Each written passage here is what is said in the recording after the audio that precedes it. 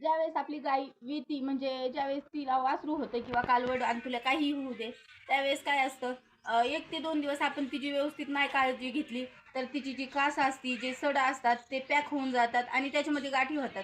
त्या होऊ नये किंवा ते का होतात ते आपण आजच्या व्हिडिओमध्ये बघणार आहे. त्यासाठी व्हिडिओ स्किप न करता शेवटपर्यंत बघा. आपल्या चॅनलला नवीन पहिल्यांदाच आला असाल तर सबस्क्राईब करा, सोबतच व्हिडिओला लाईक करा आणि आवडला तर दुसऱ्या गाई उत्पादक शेतकऱ्यांपर्यंत शेअर करा.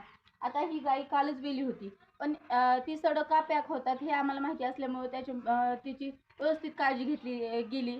ज्यावेळेस आपण गाय विती त्यावेळेस जास्त दिवसाचं जे दूध असतं, जो चीक असतो तो साचून राहिलेला असतो तिच्या कासेमध्ये आणि ते पूर्ण काढलं गेलं पाहिजे. काही वेळेस काय होतं आपण थोडंसं काढतो आणि ते वासराला पण पूर्ण सरत नाही आणि जर्सी गाय जी असती तिला आपण डायरेक्ट तिचं वासरू आपण प्यायला सोडत नाही. त्याच्यामुळं त्यातलं सगळं जे चीक आहे तो बाहेर येण्याचा प्रश्नच येत नाही, ते आपल्याला पिळूनच काढावं लागतं. आणि जर आपल्याकडून चुकून तो चीक पिळायचा राहिला काही कारणानं किंवा आपल्याकडून सगळं ते दूध काढलं नाही गेलं तर ते गाठाळलं जातं आणि त्याचा खूप मोठ्या प्रमाणात गायला त्रास होतो.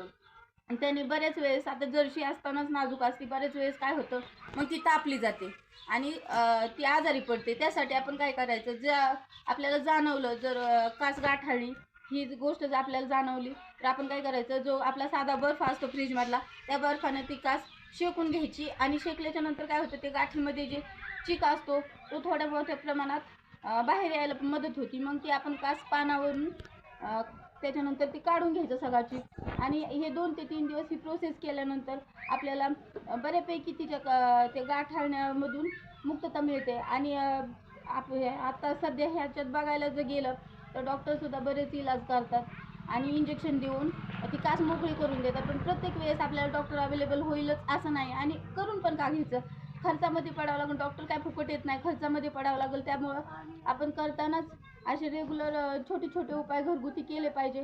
त्याच्यामुळे आपल्याला खर्च पण कमी होतो आणि चांगल्या प्रमाणात आपल्याला म्हणजे आपल्या जनावरांची काळजी पण घेता येते.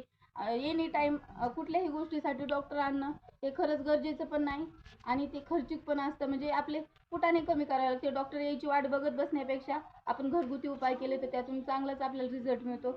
आजच्या व्हिडिओमध्ये इथपर्यंतच थांबूया. भेटूया पुढच्या असेच एखाद्या नवीन आणि माहितीपूर्ण व्हिडिओमध्ये.